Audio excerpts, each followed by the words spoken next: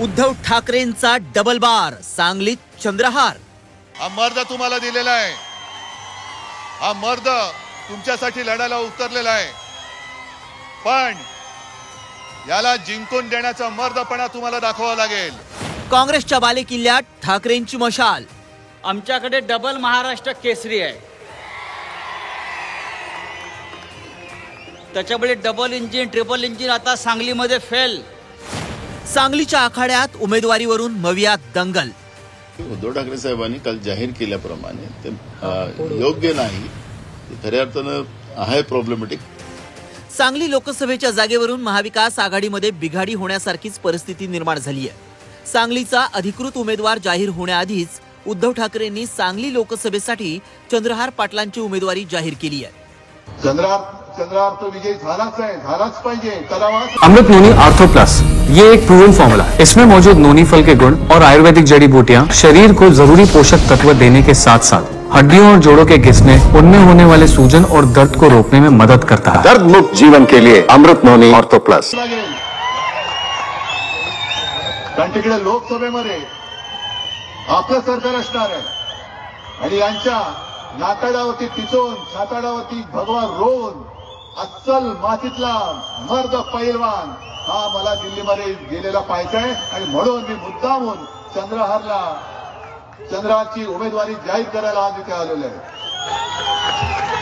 तुम्ही जबाबदारी घेणार आहात, त्यामुळे हात वर करून सांगणार आहात, ठीक आहे, मग आपलं ठरलं। आता आपली भेट विजयी मेळाव्यामध्ये। हा मर्द तुमच्यासाठी लढायला उतरलेला आहे, पण याला जिंकून देण्याचा मर्दपणा तुम्हाला दाखवावा लागेल। उद्धव ठाकरेंनी मिरजच्या ज्या सभेत चंद्रहार पाटलांची घोषणा केली त्या मेळाव्यावर काँग्रेसनं आधीच बहिष्कार टाकला होता। आता तर उद्धव ठाकरेंनी उमेदवार जाहीर केल्यानंतर काँग्रेस आणखीनच नाराज झाली आहे। अलायन्स मध्ये राहून सुद्धा काल उद्धव ठाकरे साहेबांनी ज्या पद्धतीने जाहीर केलेलं आहे ते खऱ्या अर्थानं आहे प्रॉब्लेमॅटिक, पण तरी सुद्धा आम्ही त्याच्यातला मार्ग काढण्याचा प्रयत्न करतो की उद्धव ठाकरे साहेबांनी काल जाहीर केल्याप्रमाणे ते योग्य नाही, पण त्यांच्याशी बसून मार्ग। सांगली हा काँग्रेसचा लोकसभेचा बालेकिल्ला राहिलाय, मात्र आता सांगलीत काँग्रेसच्या अस्तित्वाचाच प्रश्न निर्माण झालाय। 1952 ते 2019 पर्यंत 2 वेळा झालेल्या पोटनिवडणुकांसह 19 निवडणुका पार पडल्या। यात काँग्रेसनं 16 वेळा विजय साकारलाय, तर 1980 ते 2014 या काळात म्हणजे 34 वर्षात वसंतदादा पाटील घराण्याचंच या मतदारसंघावर वर्चस्व राहिलंय। 2014च्या मोदी लाटेत भाजपच्या संजय काका पाटील यांनी प्रतीक पाटील यांचा पराभव केला। 2019 मध्ये घटक पक्ष असलेल्या स्वाभिमानी शेतकरी संघटनेनं ही जागा हस्तगत केली, मात्र विशाल पाटील यांना संजय काका पाटील यांनी धूळ चारत सलग दुसऱ्यांदा सांगलीत कमळ फुलवलं। आता 2024 मध्ये शिवसेना कोल्हापूरच्या बदल्यात सांगलीची जागा घेऊन मशाल पेटू पाहतय, मात्र उद्धव ठाकरेंनी परस्पर जाहीर केलेली उमेदवारी काँग्रेस नेते आणि कार्यकर्त्यांना रुचलेली नाही।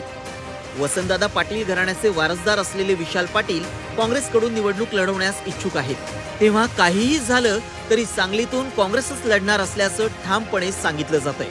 सांगली हा पारंपरिक काँग्रेस मतदारसंघ राहिलेला आहे, जिथं स्वर्गीय वसंतदादा पाटील आणि त्यांच्या परंपरा ती आहे, अनेक वर्ष प्रतिनिधित्व केलेलं आहे। त्यामुळे आमचा तो आग्रह आहे की सांगली ही काँग्रेसलाच मिळाली पाहिजे।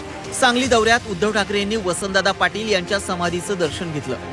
विशाल पाटील यांच्या मातोश्री शैलजा भाभी पाटील यांच्याशी संवादही साधला।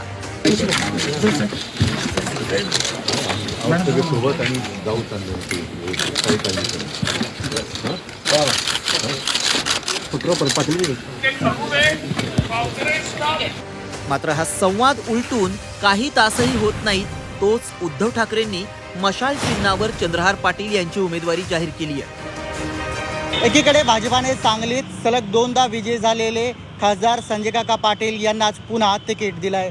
संजय काका पाटील यांचा प्रचार देखील सुरू झालाय, मात्र काँग्रेस आणि शिवसेना यांच्यात उमेदवारीवरून कुस्ती रंगली आहे। महाविकास आघाडीतील दंगल सांगलीत पुन्हा कमळ फुलवायला मदत करणार का, हा प्रश्न महत्त्वाचा आहे। सरफराज सनदी, झी 24 तास, सांगली।